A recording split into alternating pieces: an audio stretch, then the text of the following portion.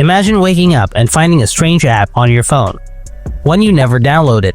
It doesn't show up in your normal app list. You can't open it. You don't even know what it does. And the scary part? Google installed it without asking you. The app is called Android System Key Verifier. Officially, it's a security tool, but many believe it's used to monitor encrypted communication. Could it be spying on you? In this video, I'll tell you what it does and why it might be running silently on your device. Let's uncover the truth right now. To stop this app, open the Settings app on your Android phone. Scroll down a little bit. After that, tap on Apps. Here you can see an app called Android System Key Verifier.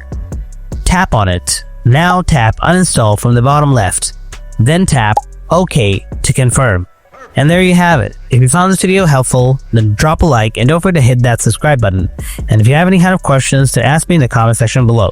Thanks for watching. I'll see you in another video. Till then, stay tuned. Bye bye.